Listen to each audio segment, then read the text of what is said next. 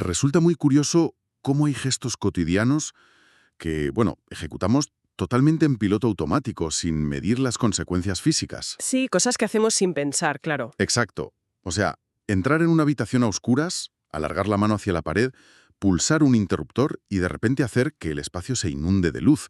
Es casi un acto reflejo. Totalmente, lo tenemos interiorizado. Pero claro, al pulsar ese pequeño trozo de plástico, no se está simplemente encendiendo una bombilla.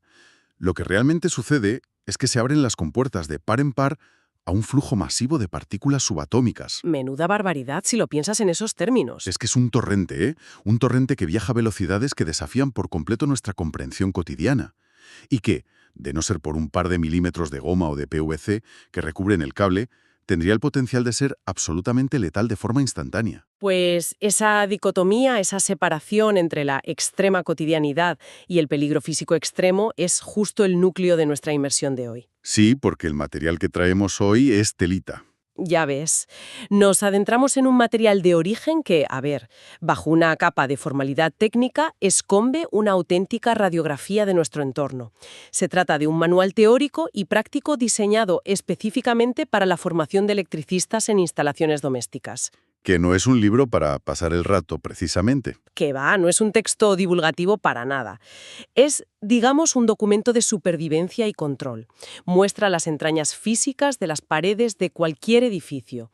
Y para que quienes nos escuchan puedan visualizarlo, el entorno que hemos montado hoy en el fondo arranca siendo un plano arquitectónico de una casa moderna. Sí, con las líneas de los circuitos eléctricos brillando suavemente a través del hormigón y el ladrillo. Exacto.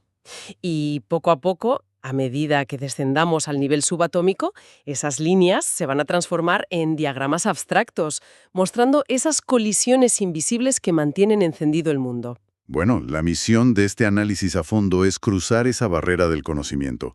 Queremos pasar de la posición de simples consumidores que pagan una factura a final de mes a comprender verdaderamente la mecánica de esa fuerza invisible. Me parece un objetivo fundamental. Sí. Vale, vamos a desgranar esto un poco. El manual asume que quien lo lee ya conoce la estructura básica del átomo, así que no se detiene a explicar qué es un protón o un neutrón. Claro, va al grano. Va directo a la anatomía de la conducción eléctrica, poniendo el foco en los electrones de valencia, o sea, esos electrones que orbitan en la capa más externa del átomo. El texto hace una división tajante de todos los materiales del universo en dos grandes bloques: conductores y aislantes. Y fíjate que al final todo se reduce a la libertad de movimiento de esos electrones periféricos. A ver, explícanos un poco esa diferencia. Pues mira, el cobre, el aluminio o el oro, que son los conductores por excelencia, poseen electrones de valencia que están muy poco ligados al núcleo.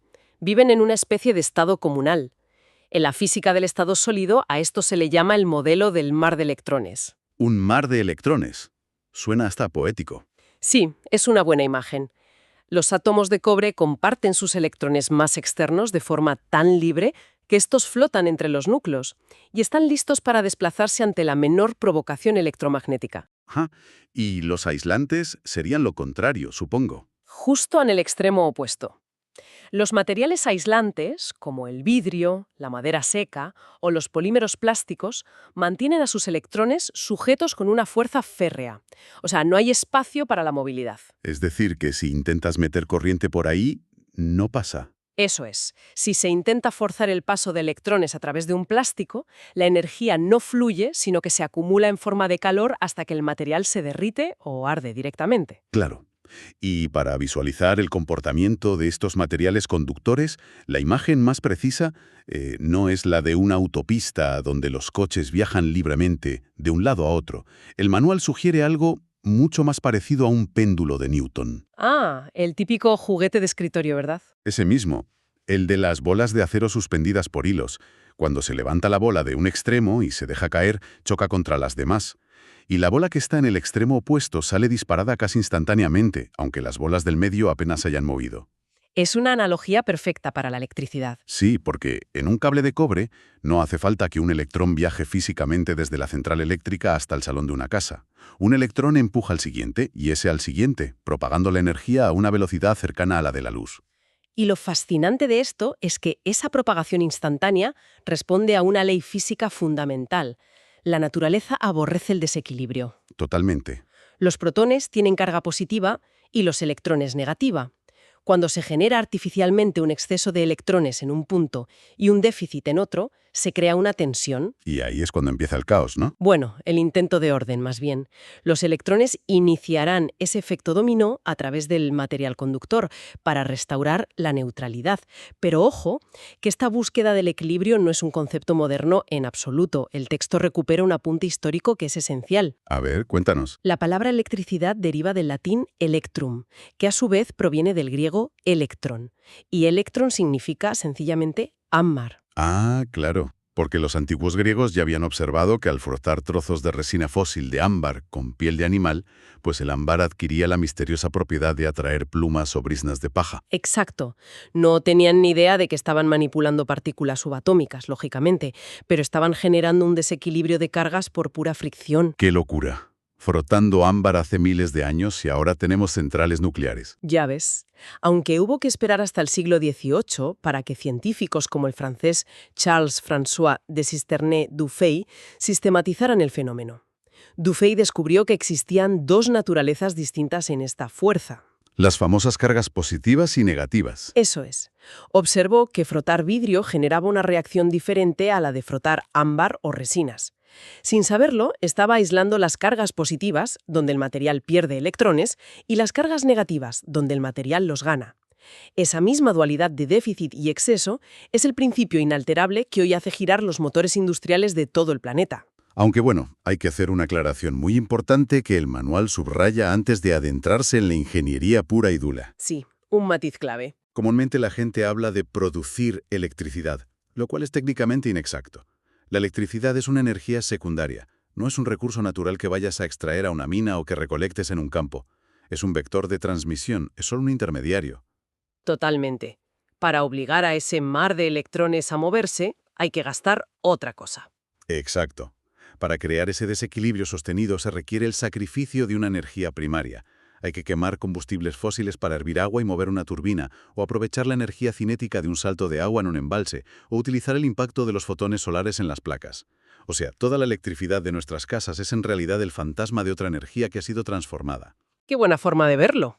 Y esa transformación tiene un único objetivo: pasar del estado estático a la corriente eléctrica. Una vez que se logra que los electrones se desplacen en masa y de forma sostenida, entramos ya en el terreno de las magnitudes medibles. Entramos en la matemática. Exacto. El caudal de ese río invisible, la cantidad pura de carga eléctrica que atraviesa el cable cada segundo, es lo que se denomina intensidad. Y su unidad de medida es el amperio. La naturaleza, por supuesto, genera corrientes masivas por su cuenta, sin necesidad de cables. Los rayos, claro. Justo. Una nube de tormenta acumula una diferencia de carga brutal respecto al suelo debido a la fricción de los cristales de hielo en su interior. Cuando la tensión es insoportable, el aire, que normalmente es un aislante perfecto, se ioniza y se convierte en conductor por una fracción de segundo. Madre mía. El rayo es simplemente el intento desesperado de la atmósfera por recuperar la neutralidad a base de millones de amperios. Entonces, ¿qué significa todo esto a nivel de ingeniería humana? Porque si un enchufe es básicamente la infraestructura para entregar un rayo domesticado en el salón de tu casa, surge una contradicción aparente al leer los tipos de corriente. A ver, ¿a qué te refieres? Pues que el manual dedica páginas enteras a diferenciar la corriente continua de la corriente alterna. La continua, que es la de las pilas y las baterías, fluye en un solo sentido. Es estable, lógica y súper constante. Sin embargo, en el hogar utilizamos la corriente alterna, impulsada históricamente por Nikola Tesla. La famosa guerra de las corrientes. Eso es. Esta corriente cambia de magnitud y dirección constantemente. En Europa la polaridad se invierte 50 veces por segundo. Son 50 hercios. Entonces mi duda es, si la meta es alimentar un electrodoméstico de manera estable, ¿por qué inyectar en los edificios esta especie de tormenta eléctrica oscilante en lugar del flujo continuo y ordenado que te da una batería? Pues mira, si conectamos esto con el panorama general del diseño de infraestructuras, el motivo de usar corriente alterna es puramente logístico. Se basa única y exclusivamente en evitar pérdidas térmicas catastróficas. Por el calor de los cables, imagino. Exactamente. Cuando una corriente muy intensa viaja por un cable muy largo, la resistencia del propio cobre provoca fricción a nivel atómico. Esa fricción genera muchísimo calor que es lo que en física se conoce como efecto Joule. Claro, la energía se pierde calentando el ambiente. Eso es. Si se enviara corriente continua desde una central eléctrica hasta una ciudad a cientos de kilómetros de distancia, gran parte de la energía se perdería por el camino, derritiendo o calentando los cables. La genialidad de la corriente alterna de Tesla radica precisamente en su propia inestabilidad. A ver, explícanos eso. Al ser una onda que sube y baja pasando por el punto cero 50 veces por segundo, la alterna permite utilizar transformadores electromagnéticos. Ah, entiendo. El transformador funciona gracias a esa variación constante, creando campos magnéticos que permiten elevar el voltaje, o sea, la presión del flujo, a niveles altísimos. Hablamos de cientos de miles de voltios en las torres de alta tensión, y al hacerlo reducen drásticamente la intensidad de amperios en el cable. Exacto. Es como si aumentaras la presión del agua, pero redujeras el grosor del chorro. Claro. Al bajar los amperios, los electrones viajan, digamos, muy apretados por la alta presión, pero sin apenas fricción masiva. Y así se elimina el sobrecalentamiento durante cientos de kilómetros. Y luego, justo antes de entrar en los barrios, otros transformadores invierten el proceso para entregar los 230 voltios que son seguros para el consumo doméstico. Y todo ese proceso de cálculo entre la presión, el caudal y el material del cable se rige por la herramienta matemática definitiva de cualquier técnico, la ley de Ohm. Fundamental en este mundillo. Sí. Esta ley establece la relación inquebrantable entre el voltaje que empuja, la intensidad que fluye y la resistencia que frena. Un electricista no instala cables al azar, obviamente. Lee su entorno a través de la ley de Ohm para asegurar que los materiales soporten el estrés térmico sin fundirse y provocar un incendio estructural. Y aquí es donde la cosa se pone realmente interesante, ¿eh? Porque el manual abandona el tono estrictamente mecánico y se adentra de lleno en la biología. O sea, hemos perfeccionado el arte de guiar los electrones por el cobre y aislarlos con polímeros plásticos. Pero, ¿qué ocurre si el circuito falla y la corriente encuentra un camino a través de un ser humano? Pues que tenemos un problema gravísimo. Ya te digo. Desde la perspectiva de la conductividad, un cuerpo humano es un absoluto desastre.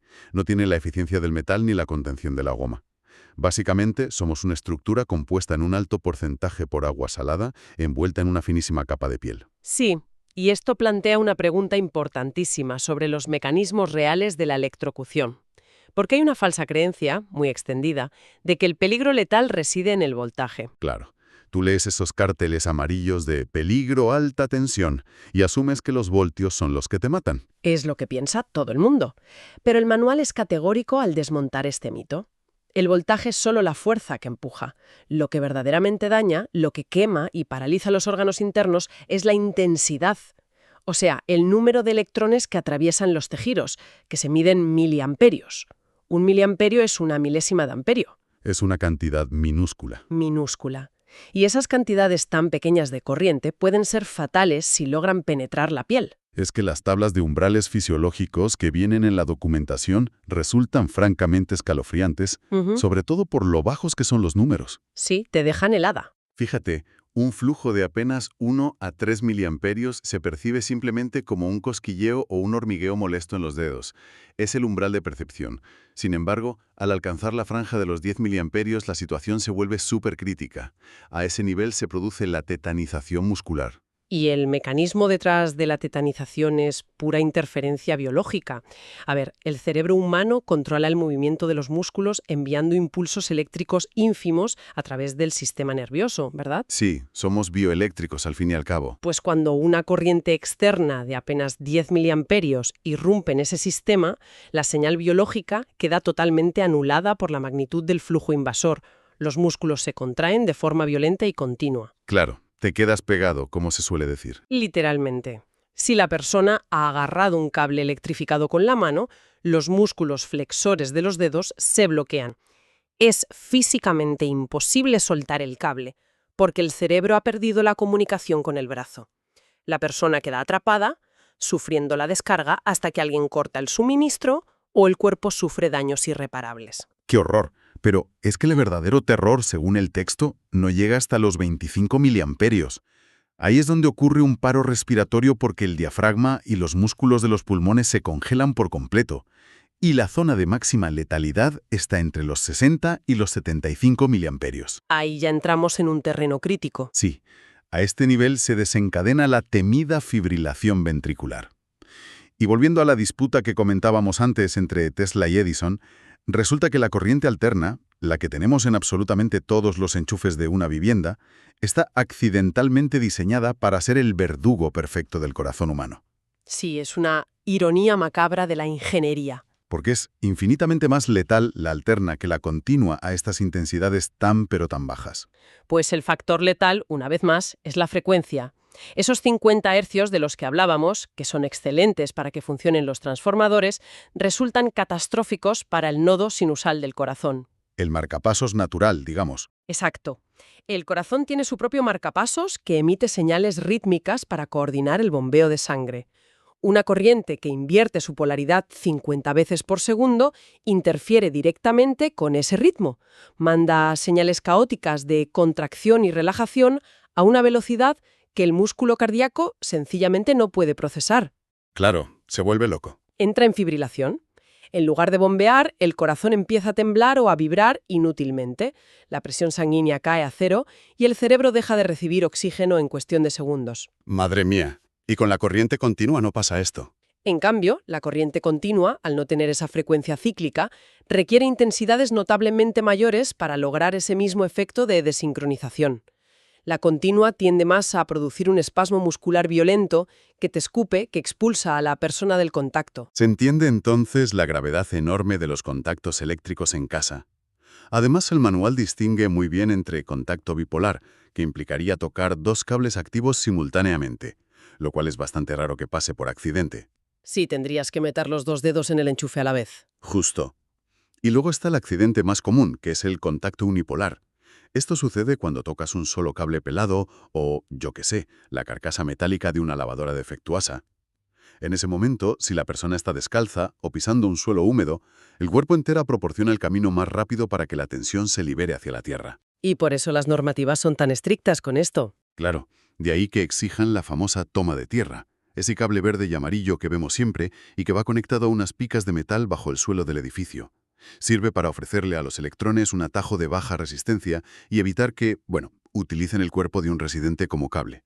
Y el nivel de daño en un contacto unipolar va a depender totalmente de la resistencia que ofrezca el cuerpo en ese momento, lo que el manual denomina la impedancia humana. Otro término técnico vital.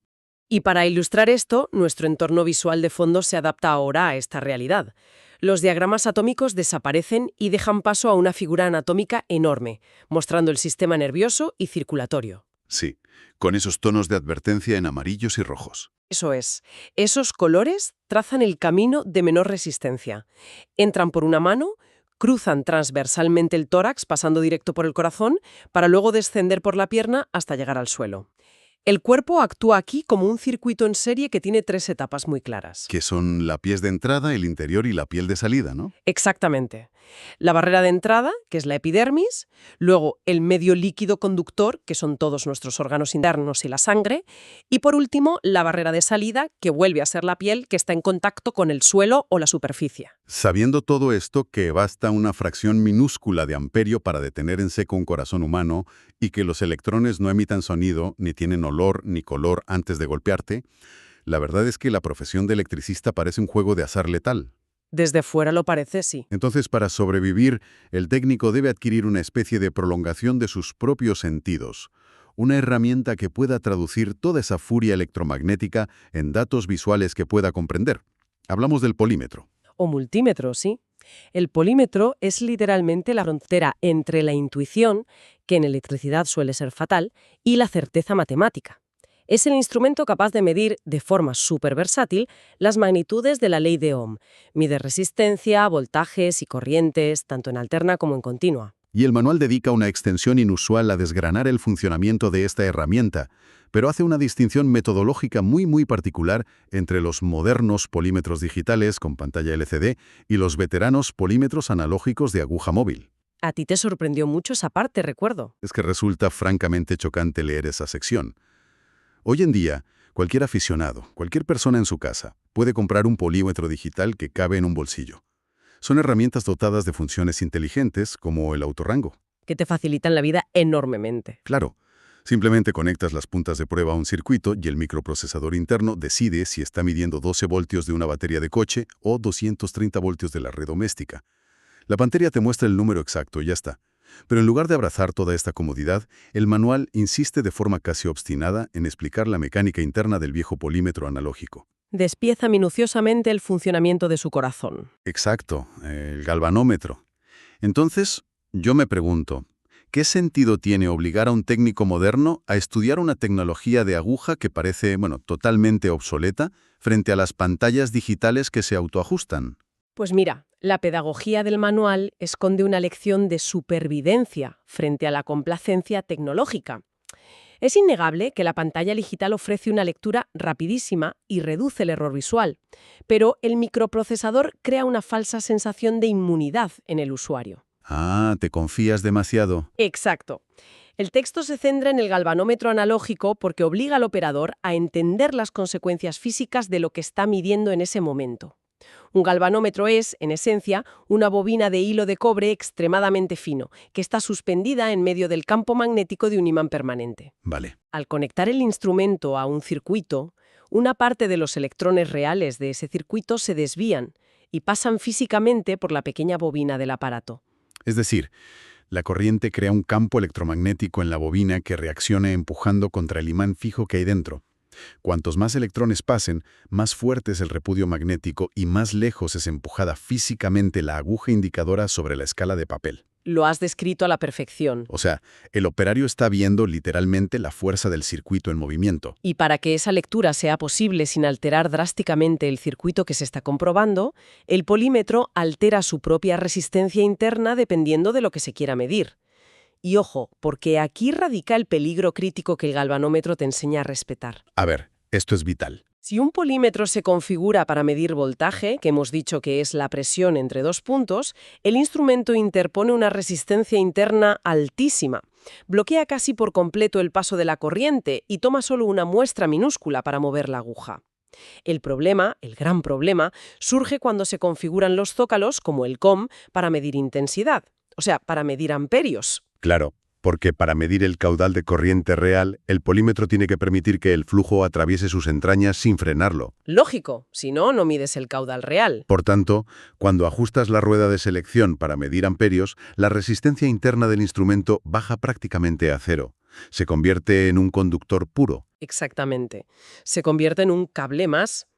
Así que supongamos que un técnico no comprende este principio físico y, confiando ciegamente en las bondades de un aparato digital moderno, deja el selector en posición de medir miliamperios. Vale. A continuación, introduce las puntas metálicas en los dos orificios de un enchufe de pared, que, recordemos, entrega 230 voltios con mucha potencia detrás.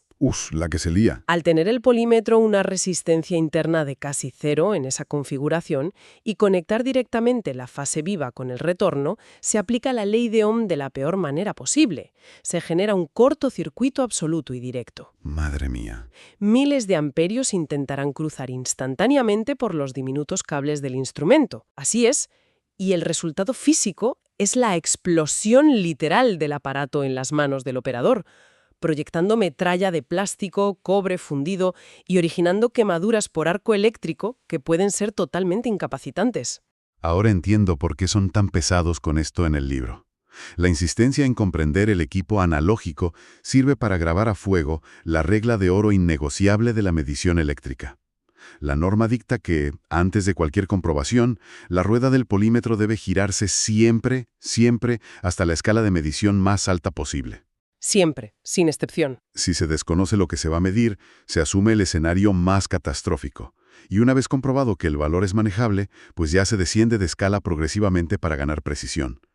Confiar ciegamente en una pantalla con autorrango, sin interiorizar que el instrumento cambia físicamente su resistencia interna, es delegar tu seguridad en un chip que puede fallar. Y los chips fallan, vaya que sí fallan. Comprender el galvanómetro es mantener viva esa paranoia funcional que mantiene con vida a los profesionales del sector. Totalmente.